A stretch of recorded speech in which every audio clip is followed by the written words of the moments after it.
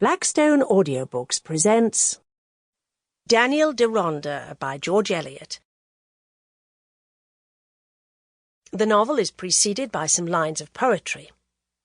Let thy chief terror be of thine own soul. There, mid the throng of hurrying desires that trample o'er the dead to seize their spoil, lurks vengeance, footless, irresistible as exhalations laden with slow death, and o'er the fairest troop of captured joys breathes pallid pestilence. Book 1. The Spoiled Child. Chapter 1. Men can do nothing without the make-believe of a beginning. Even science, the strict measurer, is obliged to start with a make-believe unit, and must fix on a point in the star's unceasing journey when his sidereal clock shall pretend that time is at naught. His less accurate grandmother poetry has always been understood to start in the middle, but on reflection it appears that her proceeding is not very different from his, since science too reckons backwards as well as forwards, divides his unit into billions, and with his clock finger at naught really sets off in medias res.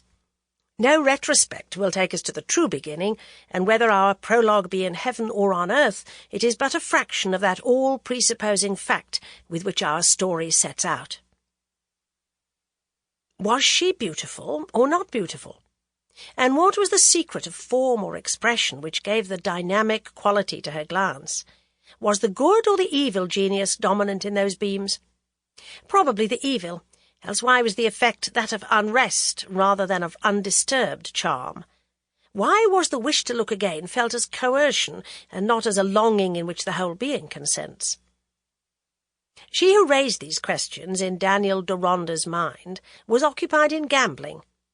Not in the open air under a southern sky, tossing coppers on a ruined wall with rags about her limbs, but in one of those splendid resorts which the enlightenment of ages has prepared for the same species of pleasure at a heavy cost of gilt mouldings, dark-toned colour, and chubby nudities, all correspondingly heavy, forming a suitable condenser for human breath, belonging in great part to the highest fashion, and not easily procurable to be breathed in elsewhere in the like proportion, at least by persons of little fashion.